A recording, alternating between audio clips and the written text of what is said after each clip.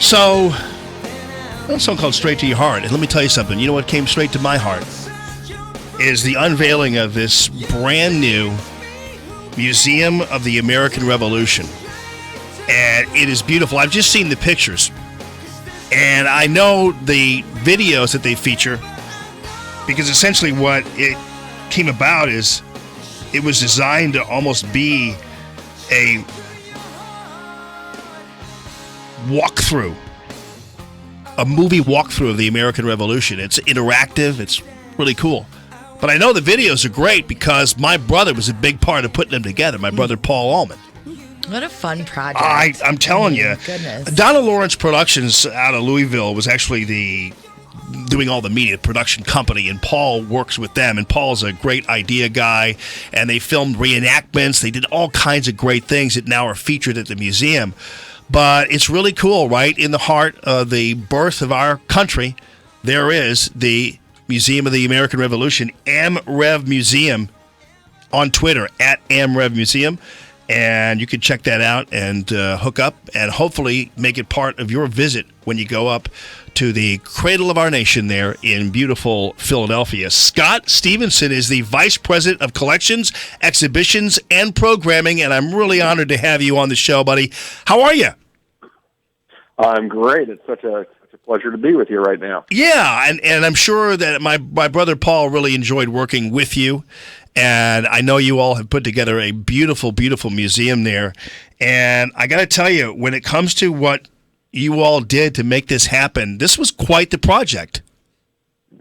Well, let me say, first of all, Paul is an absolute magician, and just he and the Donna Lawrence team from Louisville just made the stories that we were trying to tell in this new museum come alive. Just could not be happier with the job that they did. Well, and what you wanted to do and how this all came together is you wanted to create a movie you can walk through, correct? That's right, yeah. I started off maybe as a little tongue-in-cheek on my part about 10 years ago when I started working on this project. I just always felt like you go through life visiting museums around the world, around the country, and you pick up ideas along the way, and it just seemed like the ones that always caught my excitement from when I was a kid, all the way to being a grown-up kid was, ones that really told dramatic stories. They felt like they immersed you in the past, that they would transport you to other times and places. And I just came up with this kind of metaphor of, wouldn't it be amazing to build a museum that felt like you were walking through a movie, not reading a book on the wall, as unfortunately a lot of museums, history museums tend to take that approach. Well, interestingly enough, you have been immersed in the American Revolution a large part of your life. Paul tells me you are not only the owner of some cool period guns, but also period garb. So this has been part of your life even more than 10 years ago. Yeah, I mean, I and my co-creator, Dr. Philip Mead, the two of us both share in common just, having been really bitten by the history bug as kids and dragging our, parents and extended families to historic sites and, just always being just caught up in the excitement of the, early part of our nation's history. Let me ask you something, Scott. As anybody who goes into a project like this, it's much like a period of discovery even for you. I mean, you're in a situation where you think maybe you know all there is to know about the American Revolution, but through this process, did you learn anything about it that changed your viewpoint of the American Revolution, and will I when I go there? Oh, my gosh, absolutely. I mean, I'm from Pittsburgh, originally Pennsylvania, and so as a kid growing up, young George Washington, as a 20-some-year-old, leader of troops in the French and Indian War was somebody that really captured my imagination. And then going on to graduate school at the University of Virginia, I spent a lot of time studying George Washington through the Revolutionary era. And then when I started working for the museum project, again, about a decade ago, one of the most significant, if not the most significant item in the collection is the original, what we call Washington's war tent. This is the sleeping and headquarters tent that he used as his mobile field headquarters through the Revolutionary War. And as I started digging in and researching this object and realizing that this was really another home of George Washington. Of course, we all know about Mount Vernon in Virginia, such a significant place. It's a place, every American should visit at some point during their life.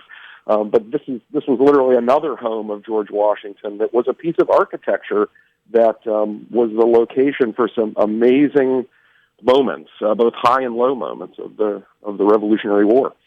That is amazing that you have the tent, and what's even more amazing is the fact that it's been held on to for this long. How does that happen? Oh my gosh, the story of its life after the Revolutionary War is almost more incredible than during the Revolutionary War. Washington brought, at the end of when he resigned his commission in 1783, and he returns home to Mount Vernon, he arrives Christmas Eve, 1783. You literally can't make this stuff up. And his military equipment, his uniforms, his swords, his military papers, and this tent were all packed up in storage at Mount Vernon. And they were still there when he died in 1799. And then when Martha Washington died in 1802, those items passed to her grandson by her first marriage. This was the adopted son of George and Martha Washington, George Washington Parke Custis. And he built a home on a hill overlooking the new federal city, Washington, D.C., that was known as Arlington. When you fast forward then to 1861, the beginning of the Civil War, Martha Washington's great-granddaughter, Mary Anna Randolph Custis, had married Robert E. Lee. So this is now the home of the leader of the Army of Northern Virginia, Confederate general. And so the tent is caught up in the drama of the Civil War and Reconstruction and the reconciliation of the regions after the Civil War. So it has an incredible story that takes you all the way from the Revolution to, almost the living memory of people alive today. Wow, that is amazing. I mean, just to even think about that, it's almost this relic, but it's still alive. And it's amazing. And you see that in all its full glory there at the Museum of the American Revolution. Do you mind hanging on? I got to take a break here and pay some bills. But if you don't mind, I have some more things to ask you about the American Revolution itself and how some of the things are depicted there in the museum. Because people really are, I mean, if you think you've know everything, I guarantee you're going to learn something. And I just love talking to you about this, Scotty, and this is right in our wheelhouse. We have many people who are so steeped in history here who listen to the show. And so if you don't mind indulging us, I will keep you on for just a little bit more if you don't mind. Sure, no problem. Okay, check it out. Meanwhile, go ahead on to amrevmuseum.org, and you can follow them on Twitter as well. And thanks, Scotty, and the rest of the gang for giving us this piece of history at AmRev Museum on Twitter.